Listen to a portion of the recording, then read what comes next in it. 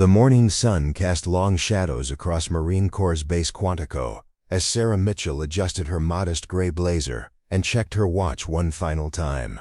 The administrative building loomed before her, its imposing brick facade housing some of the most elite military minds in the country. What none of the battle-hardened Marines inside could have possibly imagined was that the unassuming woman approaching their headquarters with a worn leather briefcase would soon demonstrate marksmanship skills that would leave their most decorated snipers speechless and questioning everything they thought they knew about precision shooting. Before we jump back in, tell us where you're tuning in from, and if this story touches you, make sure you're subscribed because tomorrow I've saved something extra special for you. Sarah had perfected the art of invisibility during her 15 years working in various military administrative positions. At 38, she possessed the kind of unremarkable appearance that allowed her to move through government buildings and military installations without drawing so much as a second glance. Her brown hair was always pulled back in a simple bun, her clothes were professional but forgettable, and her wire-rimmed glasses gave her the appearance of someone far more comfortable with filing cabinets than firearms.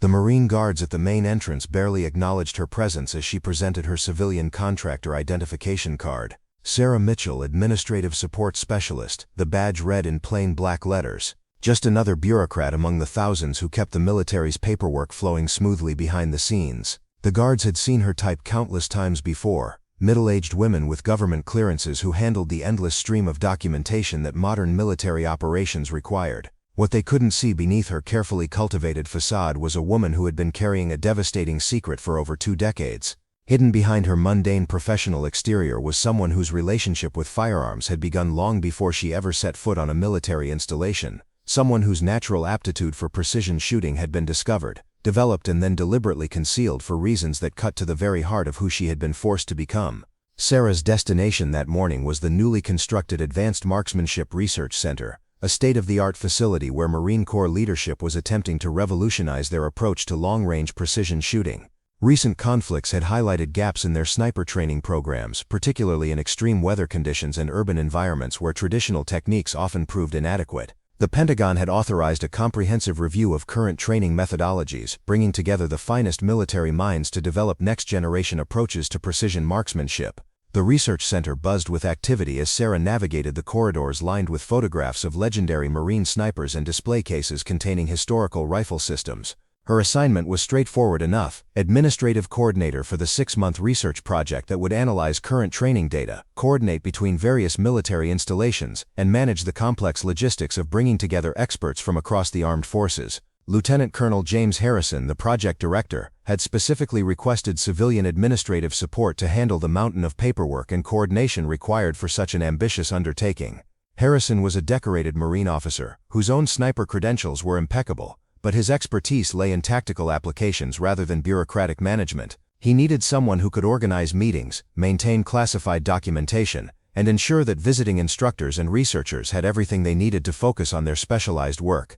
Sarah had been selected from a pool of experienced military contractors based on her track record of efficient administration and her security clearance level, which allowed her access to the sensitive training methodologies and performance data that would be central to the research project. Her resume showed 15 years of progressive responsibility in military administrative roles, with commendations for her ability to manage complex projects and maintain absolute discretion regarding classified information. What her resume didn't show, and what she had spent years ensuring would never appear in any official documentation, was that she had grown up on a ranch in Montana, where shooting wasn't just a hobby, but a necessity for protecting livestock from predators and putting food on the table during lean times.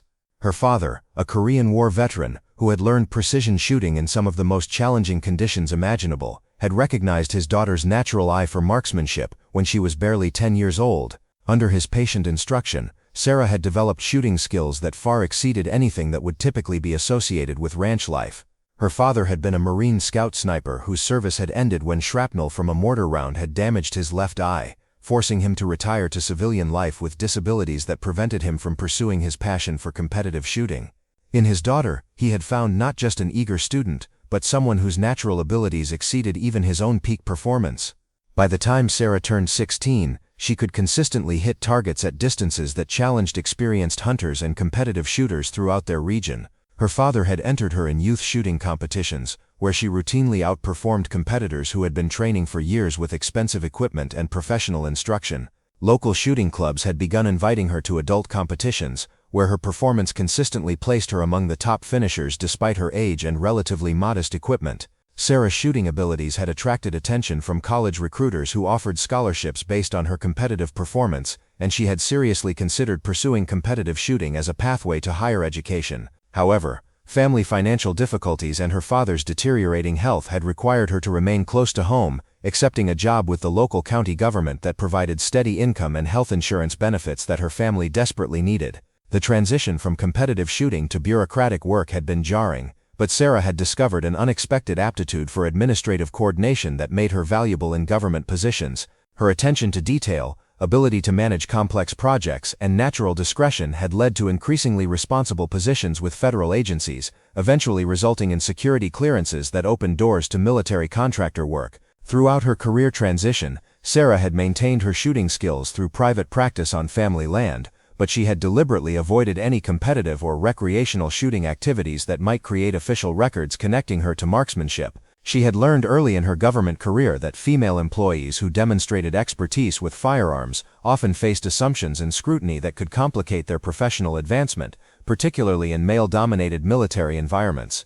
Sarah had made a calculated decision to compartmentalize her life completely, presenting herself professionally as exactly what her job title suggested, a competent administrator, with no interests or expertise beyond the bureaucratic requirements of her position.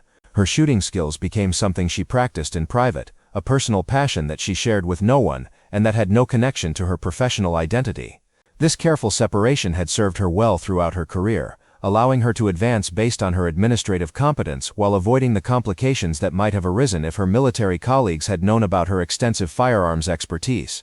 She had become expert at deflecting casual conversations about hobbies or personal interests, always steering discussions back to work-related topics or offering vague responses that revealed nothing significant about her background.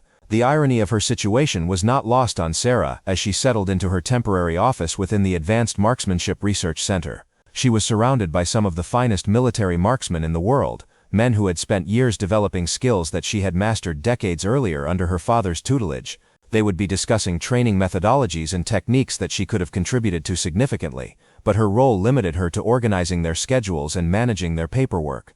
Major Robert Chen, the center's deputy director, stopped by Sarah's office during her first morning to review the administrative requirements for the upcoming research phase. Chen was a soft-spoken officer whose own sniper background included multiple deployments and several commendations for exceptional marksmanship under combat conditions. His approach to the research project reflected the methodical precision that had made him successful in both tactical operations and training development. "Miss Mitchell," Chen said, settling into the chair across from Sarah's desk with a stack of folders that would require her coordination over the coming weeks, "I want to make sure you understand the scope of what we're attempting here. We'll be hosting instructors from every major military installation, analyzing performance data from thousands of Marines, and developing training protocols that could fundamentally change how we approach precision shooting." Sarah nodded professionally, already mentally organizing the logistics that such an ambitious project would require. Her years of administrative experience had taught her to anticipate the coordination challenges that military leaders often underestimated, and she could see immediately that Chen's timeline was optimistic given the number of moving parts involved. "I'll need detailed schedules from each participating installation," Sarah replied, pulling out a notebook where she had already begun outlining the project requirements. "We'll also need to coordinate equipment shipments, arrange temporary housing for visiting instructors, and establish secure communication protocols for sharing classified training data between facilities." Chen looked impressed by Sarah's immediate grasp of the project's complexity. Military officers often underestimated the administrative expertise required to support their operational goals, but Sarah's questions demonstrated that she understood both the scope of the undertaking and the potential complications that could derail their ambitious timeline. "Exactly right," Chen said, his tone carrying new respect for Sarah's professional competence. "We'll also be conducting live fire exercises with experimental techniques, which means coordinating with base security, ammunition logistics, and range scheduling. The whole project succeeds or fails based on whether the administrative framework can support the research activities." What Chen couldn't know was that Sarah's understanding of the project requirements went far beyond administrative experience. As he described the research goals and methodology, she was mentally evaluating their approach from the perspective of someone whose practical shooting experience exceeded that of many participants. She could see immediately where their planned experiments might encounter problems, and she recognized techniques they were planning to test that she had been using successfully for years. The research center's main conference room featured floor-to-ceiling windows that overlooked the base's primary rifle ranges, where Marines conducted daily training exercises that represented the foundation of military marksmanship instruction. Sarah found herself frequently distracted by the activities visible through those windows, watching Marines work through shooting drills that she could have completed with significantly better results than most of the participants were demonstrating. During her lunch break on the second day, Sarah positioned herself at a window where she could observe an advanced training session being conducted on the longest range visible from the building. The Marines were attempting precision shots at distances that challenged even experienced marksmen, and she could see immediately that several participants were struggling with environmental calculations that she had mastered as a teenager under her father's instruction. Impressive shooting, isn't it? Sarah turned to find Staff Sergeant Michael Torres approaching with his own lunch tray, apparently having noticed her interest in the range activities. Torres was one of the project's primary researchers, a Marine sniper instructor whose reputation for developing innovative training techniques had earned him recognition throughout the Corps. His presence at the research center represented the kind of practical expertise that military leadership hoped to leverage in developing improved training protocols. "It looks very challenging," Sarah replied carefully, maintaining the tone of polite interest that she used whenever conversations veered toward topics where her expertise might inadvertently reveal itself. "I imagine it takes years of training to achieve that level of precision." Torres settled into a nearby chair, apparently pleased to have found someone willing to discuss his area of expertise. Like many specialists, he enjoyed opportunities to share his knowledge with people who showed genuine interest in his work, and Sarah's administrative role made her a safe audience for explanations that might have been inappropriate with junior Marines. "The funny thing about precision shooting," Torres said, gesturing toward the Marines visible through the window, "is that it's equal parts mathematics and instinct. You can teach someone all the calculations for wind drift and bullet drop, but until they develop a feel for reading environmental conditions, they'll never achieve consistent accuracy at extreme ranges." Sarah nodded thoughtfully, recognizing that Torres was describing exactly the kind of integrated approach that her father had taught her decades earlier. The ability to combine mathematical precision with intuitive environmental reading was indeed the key to advanced marksmanship, but it was knowledge that she could never acknowledge possessing without raising questions about how a civilian administrator had acquired such specialized understanding. "It seems like the kind of skill that would be difficult to teach in a classroom setting," Sarah observed, choosing her words carefully to encourage Torres to continue without revealing her own familiarity with the subject. "Exactly right," Torres replied enthusiastically. "That's one of the main challenges we're trying to address with this research project. We can teach Marines the theoretical aspects of long-range shooting, but developing the practical skills requires thousands of rounds of practice under varying conditions. We're looking for ways to accelerate that learning curve without compromising the depth of understanding that real expertise requires." Through the window, Sarah watched a Marine attempt a shot at what appeared to be approximately 800 meters, a distance that would require precise environmental calculations and perfect technique. Even from her distant observation point, she could see that the shooter's body position wasn't quite optimal for the wind conditions, and his breathing pattern suggested tension that would likely affect his accuracy. The shot, when it came, missed the target by what appeared to be several inches, close enough to demonstrate competence, but not precise enough to meet the standards that advanced military applications would require. Sarah found herself mentally calculating the adjustments that would have improved the shot's accuracy, drawing on knowledge that she had accumulated through years of practice under conditions that had often been more challenging than what these Marines were experiencing. "Environmental reading is probably the most difficult aspect to master," Torres continued, apparently having observed the same missed shot that had caught Sarah's attention. "A Marine can have perfect shooting technique, but if he misreads wind conditions or fails to account for temperature effects on bullet trajectory, he'll miss targets that should be easy hits." Sarah nodded again, maintaining her expression of polite interest, while internally acknowledging that Torres was describing exactly the kinds of challenges that she had learned to overcome through her father's patient instruction and years of subsequent practice. Environmental reading wasn't just about understanding theoretical principles, it required developing an almost instinctive awareness of atmospheric conditions that could only come from extensive practical experience. "How do you typically teach environmental reading?" Sarah asked, genuinely curious about current military training methods and how they compared to the techniques her father had used. "That's the million-dollar question," Torres replied with a slight laugh. "Traditional military instruction focuses on using instruments to measure wind speed, temperature, and humidity, then applying formulas to calculate the necessary adjustments. It works, but it's slow, and doesn't account for the subtle variations that experienced shooters learn to recognize intuitively." What Torres was describing sounded like exactly the kind of mechanical approach that her father had warned against during Sarah's early training.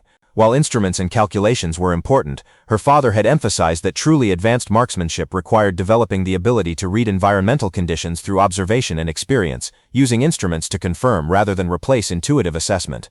Some of our best instructors can look at a range and immediately estimate wind conditions that instruments might miss, Torres continued. But that ability takes decades to develop, and we're trying to find ways to accelerate the process for Marines who need to achieve competence quickly for deployment requirements. Sarah found herself genuinely interested in the research challenges that Torres was describing, recognizing that they were attempting to solve problems that her father had addressed through his own teaching methods years earlier. The military's approach seemed to emphasize technological solutions and standardized procedures, while her father had focused on developing individual awareness and adaptability that could function effectively under any conditions. The conversation was interrupted by the arrival of Captain Lisa Rodriguez, another member of the research team, whose expertise focused on the psychological aspects of precision shooting. Rodriguez had earned recognition for her work on mental preparation techniques that helped Marines maintain accuracy under the stress conditions that characterized actual combat situations. "Sorry to interrupt," Rodriguez said, settling into a chair beside Torres with her own lunch tray. "I was hoping to catch you to discuss the psychological evaluation protocols we'll be using to assess participant stress responses during the experimental training phases." Torres turned his attention to Rodriguez, beginning a technical discussion about research methodology that gave Sarah an opportunity to return her attention to the range activities visible through the window. The Marines had moved to a different shooting position, apparently working on techniques that required rapid target acquisition and engagement under time pressure. Sarah watched the exercise with professional interest, recognizing that the Marines were practicing skills that would be essential in combat situations where speed and accuracy were equally important. However, she could also see that several participants were struggling with the transition between different shooting positions, losing accuracy when they were required to adapt quickly to changing conditions. Her father had emphasized the importance of maintaining consistent accuracy regardless of shooting position or time constraints, teaching her techniques for rapid stabilization and environmental assessment that allowed her to achieve precision under pressure. The methods he had taught were based on his own combat experience, refined through years of practice and adapted for civilian applications that emphasized consistency over speed. Rodriguez and Torres continued their discussion of research protocols, occasionally drawing Sarah into the conversation when they needed clarification about administrative procedures or logistical requirements. Their casual inclusion of her in professional discussions reflected the comfortable working relationship that she had developed with most of the research team members who had come to appreciate her efficiency and discretion in managing project requirements. "Mitchell," Rodriguez said during a pause in their technical discussion, "I'm curious about your background. Have you worked on military research projects before, or is this your first exposure to advanced training development?" The question was casual and friendly, the kind of personal inquiry that colleagues often made when working closely together on extended projects. However, Sarah recognized that her response needed to be carefully crafted to maintain her professional persona without revealing information that might complicate her role.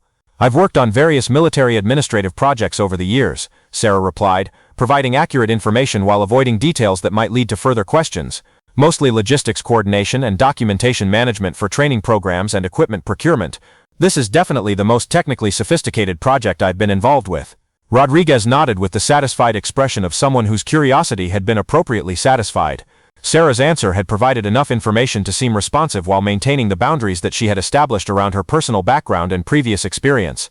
"It must be fascinating to observe this level of military expertise from an administrative perspective," Torres added. "Most civilians never get to see the kind of precision and dedication that goes into advanced military training." Sarah agreed politely, though she recognized the irony in Torres's comment. While it was true that most civilians never observed advanced military training, her own background had provided her with insights into precision shooting that exceeded what many of the project participants possessed. The challenge was maintaining her carefully constructed professional image while working in an environment where her hidden expertise was directly relevant to the work being conducted around her. The afternoon brought a steady stream of coordination requirements that kept Sarah busy with the kinds of administrative tasks that had become second nature during her years of government service. She scheduled meetings between research team members, coordinated equipment deliveries from various military installations, and managed the complex logistics of bringing together experts from across the country for collaborative research activities. However, her attention was frequently drawn back to the range activities visible through her office window. Throughout the day, different groups of Marines conducted training exercises that represented various aspects of the research project's focus areas. Sarah found herself unconsciously evaluating their techniques and identifying areas where improvements might be possible, drawing on knowledge that she could never openly acknowledge possessing. Late in the afternoon, Major Chen stopped by Sarah's office to review the coordination requirements for the following week, when the project would begin hosting visiting instructors from other military installations. The logistics were complex, involving temporary housing arrangements, equipment transportation, and security protocols for personnel who would be working with classified training methodologies. I have to say, Mr. Mitchell, Chen said as they finished reviewing the scheduling requirements, your organizational skills are exactly what this project needed. Military officers tend to focus on the tactical aspects of research, without fully appreciating the administrative framework required to support our goals. Sarah appreciated Chen's acknowledgement of her professional competence, recognizing that he was offering the kind of respect that experienced administrators learn to value from military colleagues. However, she also felt the familiar tension that came from being praised for skills that represented only a fraction of what she could contribute if circumstances were different. Preparing and narrating this story took us a lot of time, so if you are enjoying it, subscribe to our channel. It means a lot to us. Now back to the story. Thank you, Major, Sarah replied professionally. I enjoy working on projects where the administrative support can make a meaningful difference in achieving important objectives. What she didn't add, and what she never could say, was that her understanding of the project's objectives went far beyond administrative appreciation for their importance. She could see exactly how their research might address gaps in current training methodologies, and she possessed practical experience that could have accelerated their progress significantly if she had been able to contribute openly. As the day ended, and Sarah prepared to leave the research center, she took a final look through the window at the ranges where Marines continued their training exercises under the late afternoon sun. Tomorrow would bring new coordination challenges and administrative requirements, but it would also provide more opportunities to observe military training methods that she understood from a perspective that none of her colleagues could imagine.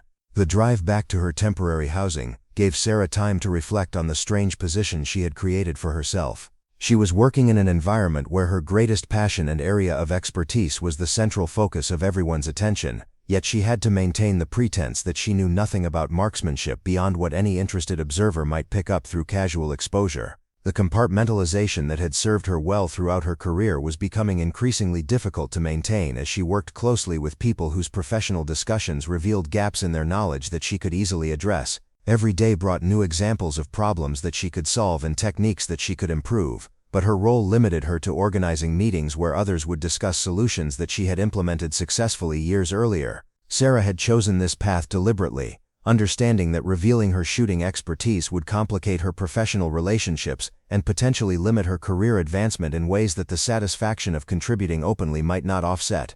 However, working at the Advanced Marksmanship Research Center was testing that decision in ways she hadn't anticipated when she accepted the administrative coordinator position.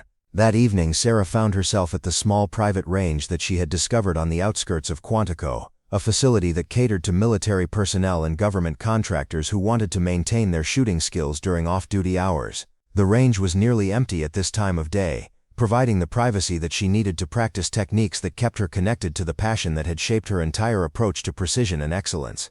As she settled into a familiar shooting position with her personal rifle, Sarah felt the tension of the day beginning to fade. Here, alone with her equipment and targets set at distances that would challenge most recreational shooters, she could be herself completely. The mathematical calculations, environmental reading, and technical precision that she had to hide during her professional interactions became the natural expression of skills that had been central to her identity for over 2 decades. Her first shot at 600 meters was perfect, followed by 19 more that grouped so tightly they could have been covered by a dinner plate. These were the shots that defined who she really was beneath the carefully constructed professional facade, not just competent but exceptional, at a level that would have impressed the Marine instructors she worked with every day. The irony was not lost on her that she was achieving better accuracy on her personal time than most of the Marines she observed during their official training, yet she had to maintain the pretense that her interest in their work was purely administrative. Tomorrow she would return to coordinating schedules and managing paperwork for experts whose expertise she could have enhanced significantly if circumstances had been different, but tonight, alone with her rifle and targets that demanded the best of her abilities, Sarah could practice the skills that made her who she really was, even if that identity had to remain hidden from everyone around her. The secret she carried was becoming heavier with each passing day at the research center, but she had spent years learning to bear such weight, and she would continue to do so for as long as her professional situation required it. After all, some secrets were worth protecting, even when they represented capabilities that could change everything if they were ever revealed. The second week at the Advanced Marksmanship Research Center brought Sarah into closer contact with the visiting instructors who had arrived from military installations across the country. Master Sergeant David Walsh from Camp Lejeune commanded immediate respect from everyone at the facility, his reputation as one of the Marine Corps' most effective sniper trainers preceding him like a badge of honor. Walsh possessed the kind of weathered confidence that came from decades of successful instruction and combat experience that had tested every aspect of his expertise under the most demanding conditions imaginable. Sarah's first interaction with Walsh occurred during a mundane scheduling conflict that required her diplomatic intervention. 2 research groups had been assigned to the same training facility for overlapping time periods, creating the kind of logistical problem that could derail carefully planned experiments if not resolved quickly and tactfully. Mr. Maj Mitchell, Walsh said when Sarah approached him about adjusting his team's schedule, "I appreciate that you folks have administrative requirements to manage, but my Marines have traveled 1,500 miles to participate in this research. I'm not particularly interested in accommodating scheduling mistakes that could have been avoided with better planning." His tone carried the barely controlled frustration of a senior instructor who had dealt with too many civilian administrators who didn't understand the practical requirements of military training. Walsh's reaction was entirely professional, but Sarah could see the underlying assumption that she was just another bureaucrat whose priorities didn't align with the serious business of preparing Marines for combat. "I understand completely, Master Sergeant," Sarah replied, consulting the detailed notes she had prepared before approaching him. "The conflict arose because the experimental ammunition your team requested arrived 2 days earlier than expected, which moved up your testing timeline. I've arranged for Building C's indoor facility to be available for your preliminary work, and the main range will be clear for your extended distance testing by Thursday morning." Walsh's expression shifted slightly as he processed Sarah's response. Her answer demonstrated that she had anticipated his concerns and developed solutions that addressed his team's specific requirements rather than simply asking him to accept delays that would compromise his research objectives. "That actually works better than our original schedule," Walsh admitted, his tone carrying new respect for Sarah's administrative competence. "The indoor facility will let us baseline our equipment before we start the outdoor variables testing. How did you know that sequencing would be more effective?" Sarah felt the familiar internal tension that arose whenever her responses revealed knowledge that exceeded what would be expected from purely administrative experience. Her understanding of testing sequences came from practical shooting experience rather than bureaucratic training, but acknowledging that would raise questions she wasn't prepared to answer. "I've been reviewing the research protocols to better understand the coordination requirements," Sarah replied carefully. It seemed logical that equipment verification would be more effective in controlled conditions before introducing environmental variables. Walsh nodded approvingly, apparently satisfied with her explanation. However, Sarah noticed that he was studying her with the kind of analytical attention that experienced military instructors applied when they encountered something that didn't fit their initial expectations. The growing complexity of the research project required Sarah to attend daily coordination meetings where visiting instructors discussed their preliminary findings and planned modifications to their testing protocols. These meetings provided her with unprecedented access to conversations about advanced marksmanship techniques, training methodologies, and performance analysis that directly related to her hidden area of expertise. During Wednesday morning's meeting, Captain Jennifer Park from Marine Corps Base Hawaii presented data showing significant variations in sniper performance under different humidity conditions. Her findings suggested that current training protocols inadequately prepared Marines for the atmospheric conditions they encountered in tropical deployment environments. "The accuracy degradation is consistent across all skill levels," Park explained, displaying charts that showed decreased performance as humidity levels increased. "Even our most experienced snipers show measurable accuracy loss when humidity exceeds 70%, but our training protocols don't include systematic preparation for these conditions." Sarah listened to the discussion with growing frustration, recognizing immediately that Park's team was encountering problems that had straightforward solutions. High humidity affected bullet trajectory in predictable ways that could be compensated for through proper environmental calculations and equipment adjustments. Her father had taught her these techniques during summers when Montana's weather created similar challenges to what Park was describing. Staff Sergeant Torres, who had become increasingly comfortable seeking Sarah's administrative insights, turned to her during a pause in the technical discussion. "Miss Mitchell, you've been reviewing all the preliminary data from the participating installations. Have you noticed any patterns in the environmental performance variations that might help us coordinate between different research groups?" The question put Sarah in a delicate position. Torres was asking for her analytical perspective on data that she understood far better than anyone else in the room, but providing useful insights would require drawing on practical knowledge that exceeded her stated background. Her response needed to be helpful without revealing the depth of her expertise. "I've noticed that the installations reporting the most significant environmental performance variations are generally located in regions with the greatest atmospheric diversity," Sarah replied, choosing her words carefully. "The bases that show more consistent results tend to be in areas with relatively stable weather patterns throughout the year." Her observation was accurate and useful. identifying a correlation that could help the research teams understand why some training approaches worked better in certain geographic locations. However, Sarah was also aware that her analysis revealed pattern recognition abilities that went beyond what would typically be expected from administrative data review. Captain Park looked up from her charts with obvious interest. That's actually a very insightful observation. We've been focusing on absolute humidity levels, but regional variation in atmospheric conditions might be the more significant factor for training protocol development. Major Chen, who had been quietly taking notes throughout the meeting, nodded thoughtfully. Ms. Mitchell raises an interesting point about geographic correlation. If training effectiveness varies significantly based on regional environmental patterns, we might need to develop location-specific protocols rather than universal standards. Sarah felt a mixture of satisfaction and concern as the research team began incorporating her observation into their analytical framework. Her comment had been genuinely helpful, potentially directing their research toward more effective solutions. However, she was also aware that her ability to identify significant patterns in marksmanship data suggested expertise that might eventually raise questions about her background. The afternoon brought an unexpected opportunity for Sarah to observe advanced training techniques when Master Sergeant Walsh invited her to witness his team's experimental testing session. Walsh had apparently been impressed by her scheduling solutions and administrative insights, and he wanted to ensure that she understood the practical applications of the research she was helping to coordinate. Most administrators never get to see the actual shooting that their paperwork supports, Walsh explained as they walked toward the main rifle range. I think it helps civilian contractors appreciate the stakes involved when they understand what Marines need to accomplish under field conditions. Sarah accompanied Walsh to the observation area, where she could watch his team conduct precision shooting exercises designed to test performance under various environmental conditions. The Marines were working at distances that challenged even experienced marksmen, attempting to maintain accuracy while instructors introduced variables that simulated the unpredictable conditions of actual combat operations.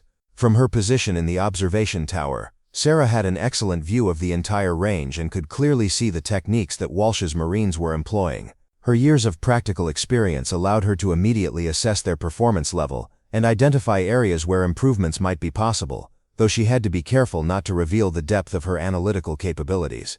Corporal Jessica Thompson, one of Walsh's most promising students, was attempting to engage targets at 900 meters while dealing with crosswinds that required complex trajectory calculations. Sarah watched Thompson work through her environmental assessment, using instruments to measure atmospheric conditions and mathematical formulas to calculate the necessary adjustments to her scope settings.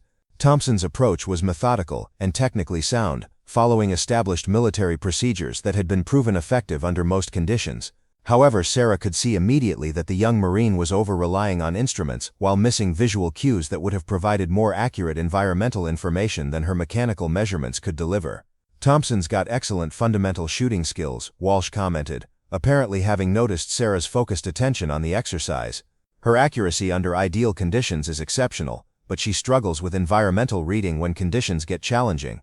Sarah nodded politely while internally disagreeing with Walsh's assessment.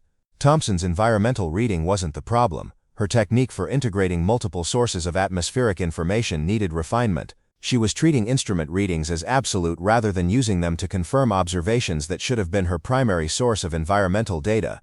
Thompson's first shot missed the target by approximately 6 inches, a result that would be acceptable for many applications but fell short of the precision standards that advanced military operations required. Sarah found herself mentally calculating the adjustments that would have improved the shot's accuracy, drawing on techniques that her father had taught her for reading atmospheric conditions under challenging circumstances. Wind reading is probably the most difficult skill to master, Walsh continued, apparently interpreting Sarah's continued attention as administrative interest in understanding the training challenges.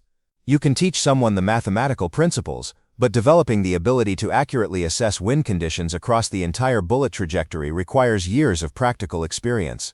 What Walsh was describing was exactly the kind of integrated environmental reading that Sarah had been practicing for over 2 decades. The ability to combine visual observation, instrument readings, and intuitive assessment into accurate environmental calculations was indeed challenging, but it was also the foundation of truly advanced marksmanship. Thompson made adjustments to her scope settings and attempted a second shot, this time achieving significantly better accuracy. Her bullet impacted within the acceptable zone, demonstrating that she could adapt her technique based on feedback from her initial attempt. However, Sarah could see that Thompson's adjustment process was inefficient, requiring trial-and-error refinement rather than accurate initial calculations. Much better, Walsh called out to Thompson, his voice carrying the encouragement that effective instructors provided to help students build confidence while continuing to push for improvement. Your wind reading on that second shot was much more accurate. What did you change in your assessment?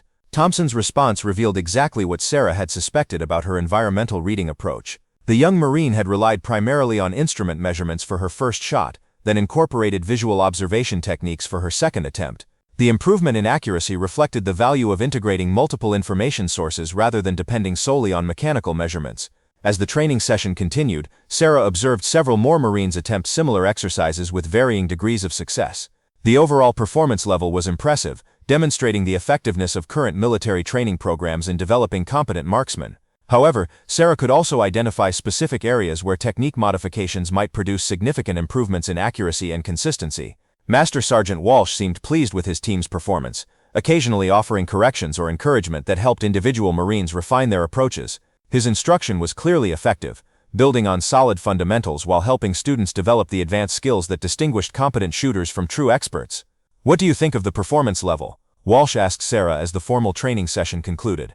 Does this give you a better understanding of what the research project is trying to accomplish? Sarah chose her response carefully, recognizing that Walsh was offering her an opportunity to demonstrate appropriate appreciation for military expertise while maintaining her role as an interested but inexperienced observer. It's remarkable to see the level of precision these Marines achieve under such challenging conditions, Sarah replied honestly. The coordination between shooter and spotter, the mathematical calculations, and the ability to adapt to changing environmental conditions, it's much more complex than most people would imagine.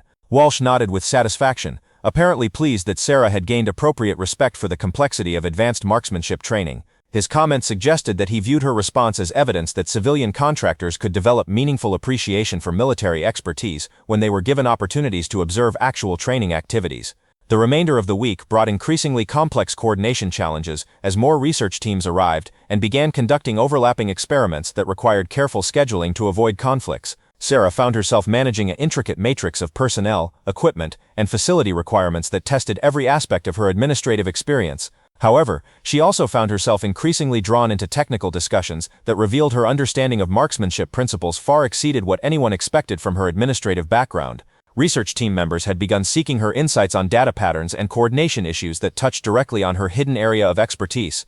Friday morning brought a crisis that would test both Sarah's administrative skills and her ability to maintain her carefully constructed professional persona. Captain Rodriguez discovered that critical equipment from her psychological testing protocols had been damaged during shipment, threatening to derail experiments that had been months in the planning and required coordination between multiple installations.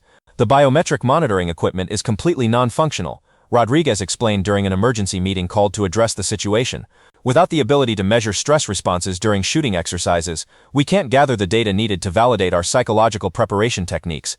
Major Chen looked around the conference table with the expression of someone confronting a problem that might compromise the entire research project's timeline and objectives.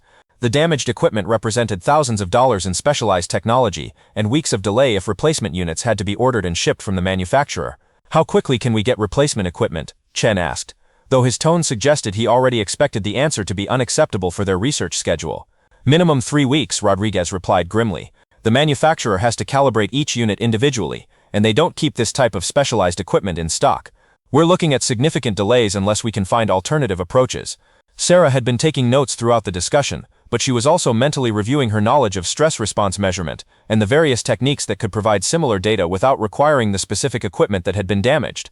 Her father had taught her about the psychological aspects of precision shooting, including methods for maintaining accuracy under pressure that didn't require sophisticated monitoring technology. What specific stress response data do you need to collect? Sarah asked, recognizing that she might be able to suggest alternative approaches that could keep the research on schedule. Rodriguez looked surprised by Sarah's question, apparently not expecting administrative personnel to have sufficient understanding of research methodology to suggest meaningful alternatives. However, she began explaining the physiological measurements that her experiments required, describing heart rate variability, breathing patterns, and muscle tension indicators that correlated with shooting performance under stress. As Rodriguez outlined her research requirements, Sarah realized that many of the stress indicators could be measured using techniques that didn't require the specialized equipment that had been damaged. Her competitive shooting experience had included extensive work on psychological preparation and stress management that relied on observation and analysis rather than electronic monitoring. Would direct observation of breathing patterns and shooting position stability provide similar data? Sarah asked carefully. I'm thinking about alternative methodologies that might not require the electronic monitoring equipment. The question drew immediate attention from everyone at the meeting. Sarah's suggestion demonstrated familiarity with research methodology that exceeded what would typically be expected from administrative support personnel, and her specific reference to shooting position stability revealed knowledge of marksmanship fundamentals that was inconsistent with her stated background. Rodriguez studied Sarah with new interest, clearly reassessing her assumptions about Sarah's qualifications and expertise. That's actually a very sophisticated suggestion. Direct observation can provide reliable stress response data if the observers are trained to recognize the relevant physiological indicators.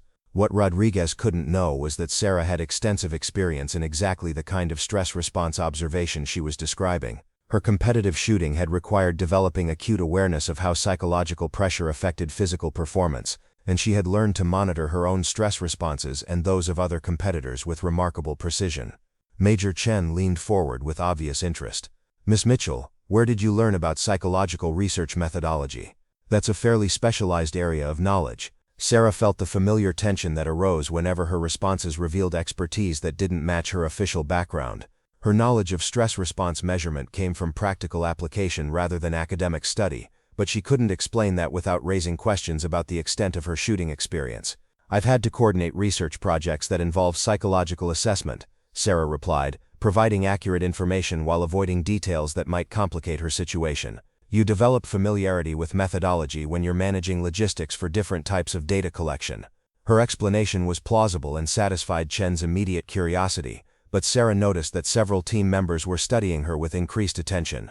Her suggestion had been too specific and too sophisticated to dismiss as casual administrative knowledge, and she was beginning to attract the kind of scrutiny that she had spent years learning to avoid. Captain Park, who had been quietly considering Sarah's suggestion, spoke up with enthusiasm that suggested she saw genuine value in the alternative approach. Actually, direct observation might provide more reliable data than electronic monitoring in some ways. Shooters often perform differently when they know they're being monitored by equipment, but they might behave more naturally under visual observation. Rodriguez nodded thoughtfully, apparently recognizing the merit in both Sarah's suggestion and Park's supporting observation. We could train observers to recognize stress indicators and collect data that would be comparable to what the electronic equipment would have provided. It might actually be more accurate for our purposes. Sarah watched the discussion evolve with mixed feelings. Her suggestion was solving a significant problem and keeping the research project on schedule, which provided professional satisfaction and demonstrated her value to the team. However, she was also aware that her ability to propose sophisticated research alternatives was revealing knowledge that didn't match her carefully constructed administrative persona. Master Sergeant Walsh, who had been listening to the discussion with growing interest, turned to Sarah with a direct question that made her uncomfortable. Miss Mitchell, you seem to have pretty detailed knowledge about marksmanship training methodology. Have you had personal experience with precision shooting, or is this all from your administrative work with military projects? The question was exactly what Sarah had been dreading since she began working at the research center. Walsh was an experienced instructor whose professional instincts had been triggered by her demonstrated knowledge, and he was asking for clarification about her background in a way that would be difficult to deflect without appearing evasive. Sarah met Walsh's gaze steadily, recognizing that her response would either satisfy his curiosity or increase his suspicion that there was more to her background than her official credentials indicated. Her answer needed to be truthful without revealing information that would compromise her carefully maintained professional identity. I've worked on enough military training projects to pick up familiarity with the terminology and basic concepts, Sarah replied, maintaining her professional tone while providing an explanation that was accurate as far as it went. When you're coordinating logistics for specialized training programs, you develop understanding of the requirements even if you don't have direct practical experience. Walsh continued studying her for a moment longer, his expression suggesting that he wasn't entirely satisfied with her explanation but was willing to accept it for the purposes of the current discussion. However, Sarah could see that she had attracted attention that might become problematic if she continued demonstrating knowledge that exceeded her stated background. The meeting concluded with agreement to implement Sarah's suggested alternative research methodology, solving the immediate crisis while allowing the project to maintain its original timeline. Rodriguez volunteered to train observers in stress response recognition, and the research teams would adapt their data collection protocols to work with direct observation rather than electronic monitoring. As the meeting participants dispersed to implement the new approaches, Sarah remained behind to review her notes and consider the implications of the attention she had attracted. Her suggestion had been genuinely helpful and professionally appropriate, but it had also revealed expertise that was beginning to raise questions about her actual qualifications and background. The afternoon brought a steady stream of coordination requirements that kept Sarah busy with familiar administrative tasks, providing some relief from the morning's intensity. However, she remained aware that several research team members were now viewing her with increased curiosity about her background and the source of her apparently sophisticated understanding of marksmanship training methodology. That evening, Sarah returned to the private shooting range where she could practice the skills that defined her true identity while remaining hidden from her professional colleagues. As she worked through familiar exercises that maintained her exceptional accuracy, she reflected on the growing difficulty of maintaining her compartmentalized existence while working in an environment where her expertise was directly relevant to everything happening around her. The secret she carried was becoming increasingly burdensome as she witnessed problems she could solve and heard discussions where her knowledge could make significant contributions. However, she also understood that revealing her true capabilities would fundamentally change her relationships with colleagues who had accepted her as a competent administrator, rather than recognizing her as someone whose marksmanship skills exceeded those of most military professionals. Her 20 perfect shots at 800 meters that evening represented the precision that she had to hide during her professional interactions, even as those same colleagues struggled with accuracy challenges that she had mastered decades earlier. The compartmentalization that had protected her career was becoming a prison that prevented her from contributing the expertise that could genuinely help the Marines she worked with every day.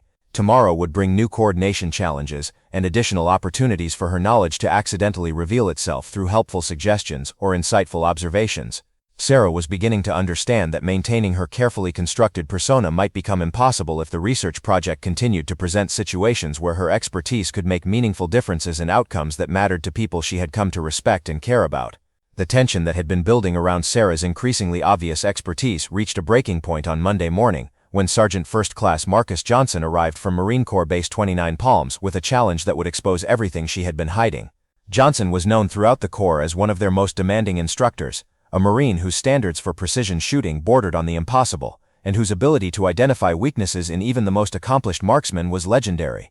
Johnson's reputation preceded him into the research facility like a storm front, creating an atmosphere of nervous anticipation among the Marines who would be working under his evaluation. His approach to marksmanship instruction was built on the philosophy that comfort was the enemy of excellence, and that Marines could only reach their true potential when pushed beyond what they believed were their absolute limits.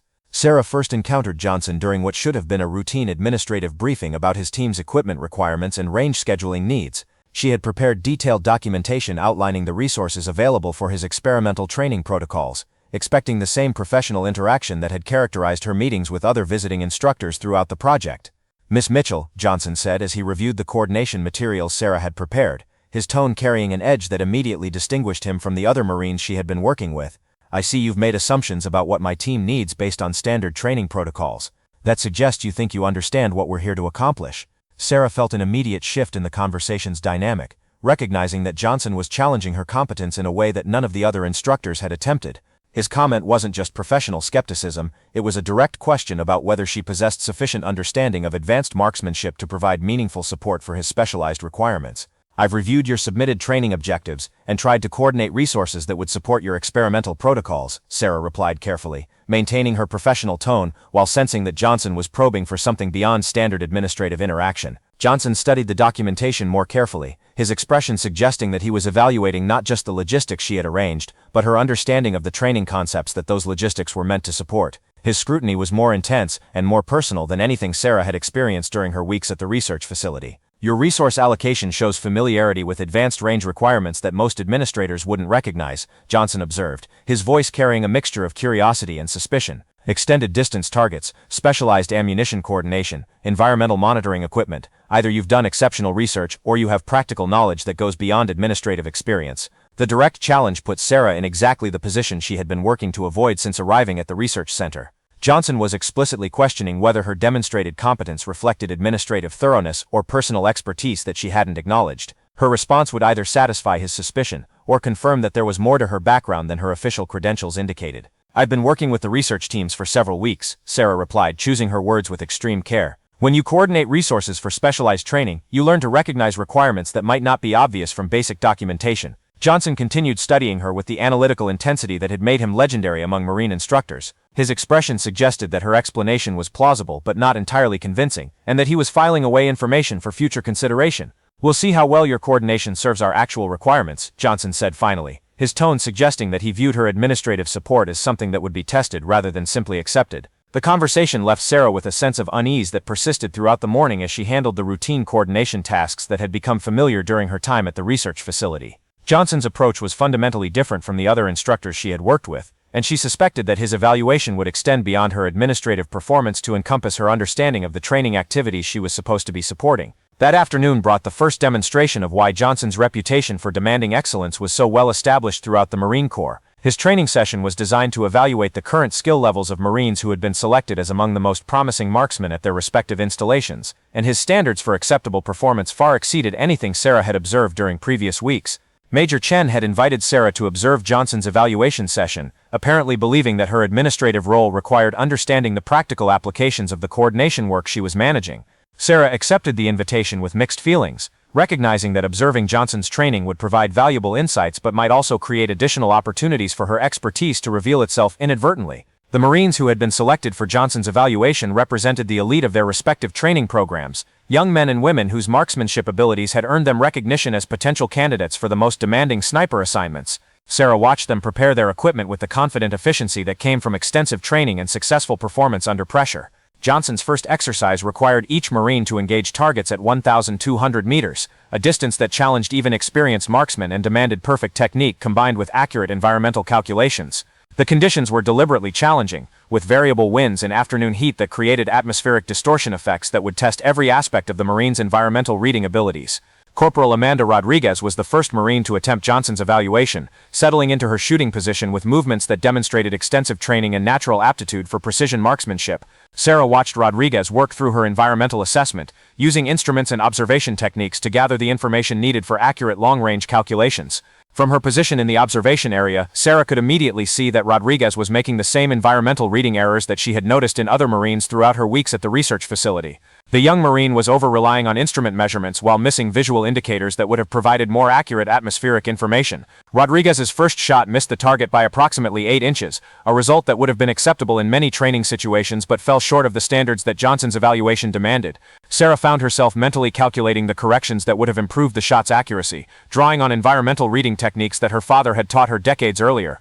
"Environmental reading error," Johnson called out, his voice carrying the kind of analytical precision that left no doubt about his assessment of Rodriguez's performance. "You're treating your instruments as gospel instead of using them to confirm what you should be seeing with your eyes." Johnson's critique was exactly what Sarah had been thinking, demonstrating that his evaluation abilities matched his reputation for identifying the subtle technical errors that distinguished competent marksmen from true experts. However, his comment also revealed that he understood environmental reading at a level that exceeded most military instructors. Rodriguez made adjustments to her technique and attempted a second shot, this time incorporating more visual observation into her environmental assessment. Her accuracy improved significantly, though her bullet impact still fell short of the precision that Johnson's standards required. "Better, but you're still missing the thermal indicators that are affecting your trajectory calculations," Johnson continued, his instruction combining criticism with specific guidance that could help Rodriguez improve her performance. Sarah watched the evaluation continue with growing respect for Johnson's instructional abilities and growing discomfort with her position as a passive observer. She could see exactly what Rodriguez was missing in her environmental reading, and she understood the corrections that would have improved her accuracy dramatically. However, her administrative role prevented her from offering insights that might have been genuinely helpful.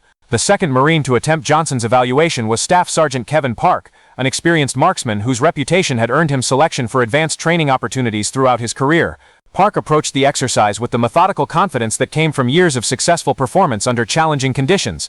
Park's environmental reading was more sophisticated than Rodriguez's, incorporating multiple information sources and demonstrating the kind of integrated approach that separated advanced marksmen from basic shooters. However, Sarah could still identify areas where his technique could be improved, particularly in his assessment of wind gradient effects that instruments couldn't measure accurately. Park's first shot was significantly more accurate than Rodriguez's attempt, impacting within the acceptable zone for most military applications. However, Johnson's standards were clearly higher than standard military requirements, and his critique focused on refinements that would have been irrelevant for basic training purposes. "Wind reading is acceptable for ground-level conditions, but you're missing the gradient effects that become significant at this distance," Johnson observed. "Your calculations assume uniform wind conditions across the entire trajectory, which is never accurate for shots beyond 1,000 meters."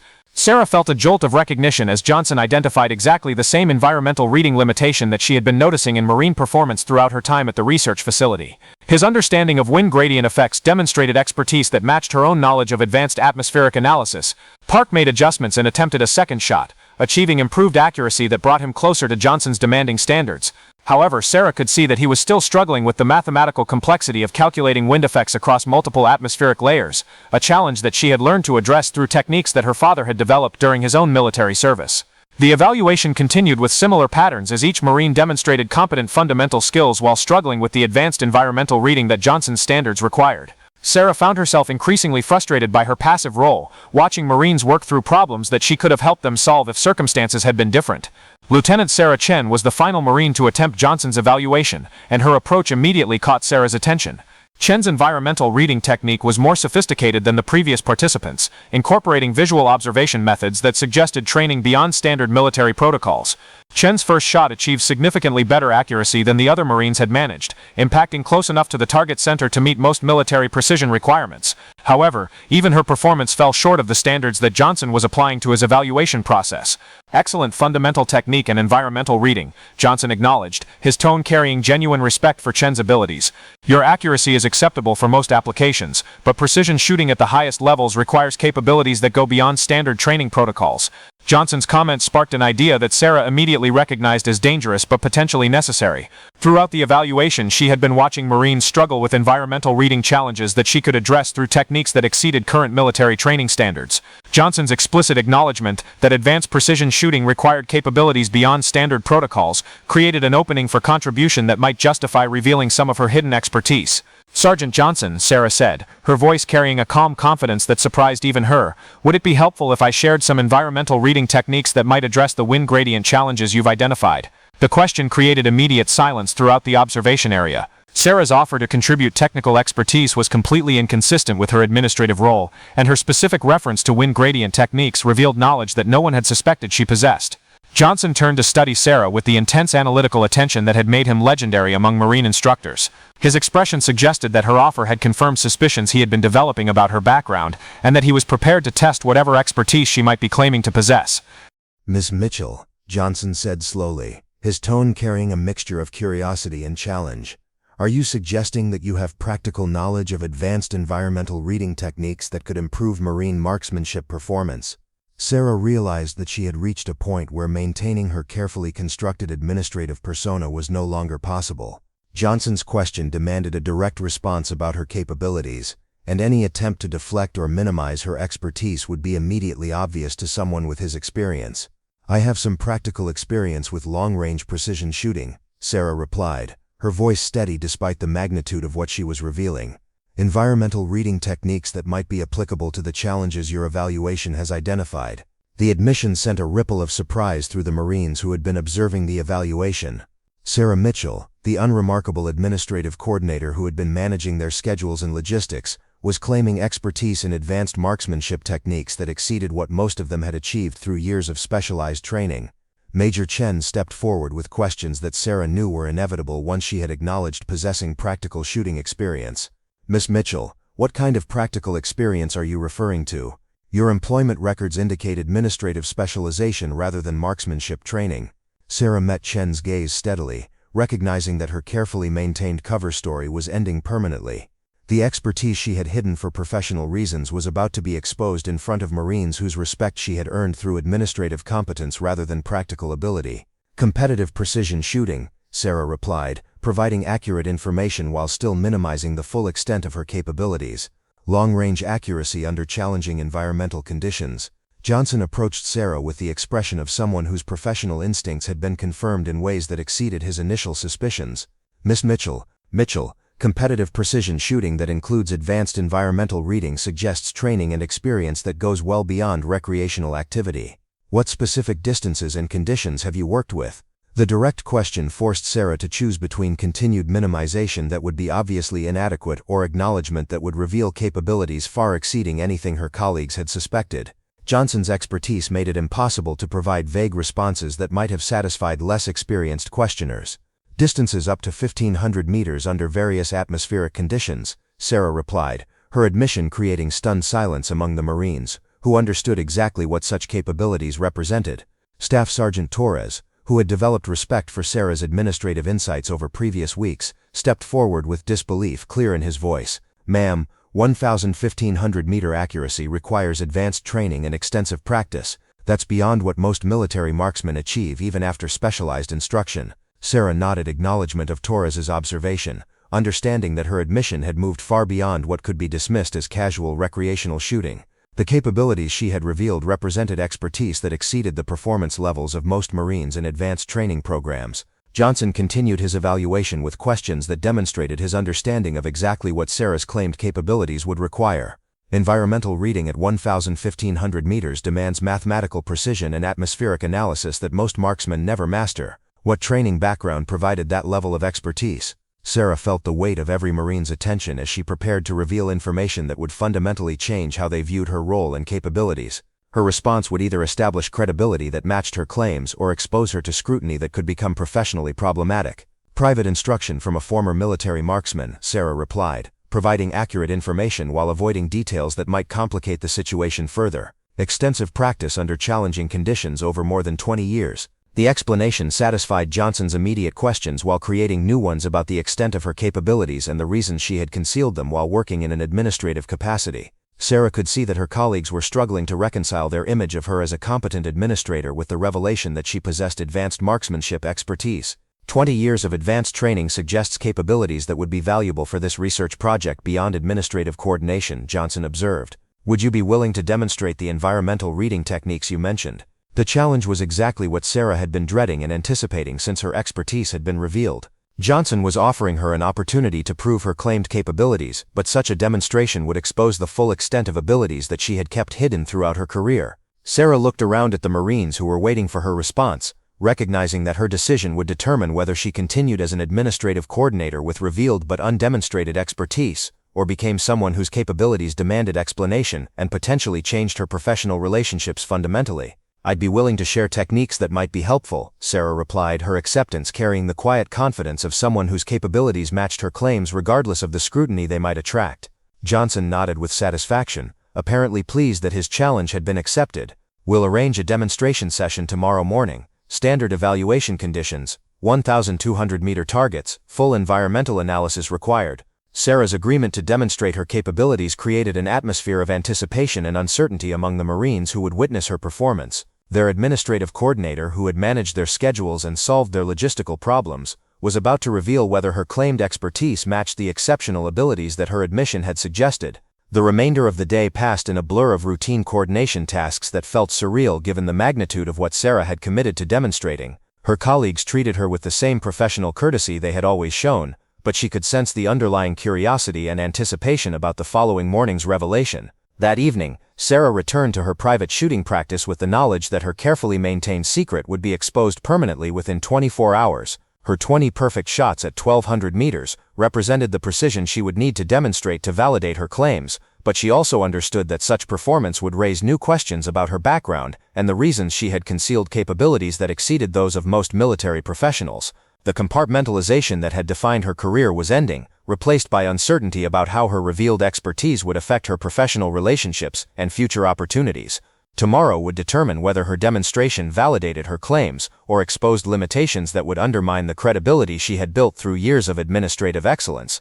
Sarah had spent decades hiding her greatest strength behind professional competence that others found valuable but unremarkable. Tomorrow she would discover whether revealing that strength would enhance her ability to contribute meaningfully or create complications that would overshadow the expertise she had finally acknowledged possessing. The morning air at Quantico carried an electric tension as word spread throughout the Advanced Marksmanship Research Center that Sarah Mitchell, the quiet administrative coordinator, would be demonstrating shooting capabilities that she claimed exceeded standard military training. Marines from every research team had found reasons to observe the session, creating an audience that transformed what should have been a simple demonstration into something resembling a formal evaluation. Sarah arrived at the range carrying a modest black case that contained her personal rifle, a precision instrument that she had maintained meticulously throughout her years of private practice. The weapon represented thousands of hours of careful adjustment and modification, transformed from a standard hunting rifle into something capable of the exceptional accuracy that her father had taught her to achieve. Sergeant Johnson was waiting with the kind of clinical preparation that characterized his approach to every aspect of marksmanship evaluation.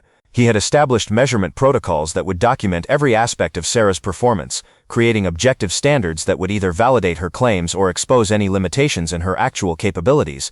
"Miss Mitchell," Johnson said as Sarah approached the firing line, his tone carrying the professional neutrality of someone conducting a formal assessment. "We've prepared targets at 1,200 meters with full environmental monitoring. Standard evaluation protocol will apply. 5 shots for accuracy assessment, with complete environmental analysis required before each shot." Sarah nodded her understanding while internally recognizing that Johnson's protocol was more demanding than typical military qualification standards. 5 consecutive shots at extreme range with full environmental analysis represented a test that would challenge even experienced military marksmen, particularly under the scrutiny of an audience that included some of the finest instructors in the Marine Corps. The assembled Marines watched with expressions ranging from professional curiosity to open skepticism as Sarah began her equipment preparation. Her movements were efficient and practiced, demonstrating familiarity with precision shooting protocols that exceeded what would be expected from recreational experience. Master Sergeant Walsh, who had questioned Sarah's background during previous interactions, positioned himself where he could observe both her technique and the target impacts through high-powered optics. His expression suggested professional interest combined with lingering doubt about whether her claimed capabilities would translate to performance under formal evaluation conditions. Sarah settled into her shooting position with movements that immediately caught the attention of every Marine observer. Her body positioning, breathing control, and weapon manipulation demonstrated training that clearly exceeded recreational standards, revealing muscle memory developed through years of disciplined practice under demanding conditions. The first environmental reading took Sarah nearly 3 minutes of careful analysis, incorporating visual observation techniques with instrument measurements in ways that demonstrated sophisticated understanding of atmospheric effects on long-range accuracy. Her approach was methodical and thorough, reflecting training that emphasized precision over speed. "Wind gradient indicates variable conditions between 400 and 800 meters, Sarah announced, her voice carrying the calm confidence of someone whose calculations were based on extensive practical experience. "Temperature differential, creating thermal effects that will require elevation adjustment of approximately 2 minutes of angle." Johnson monitored Sarah's environmental analysis with obvious professional interest, recognizing that her assessment incorporated factors that most marksmen never learned to calculate accurately. Her mathematical precision and atmospheric observation revealed expertise that matched her claims about advanced training and extensive practice. Sarah's first shot broke with perfect timing, the result of breathing control and trigger technique that represented decades of refinement.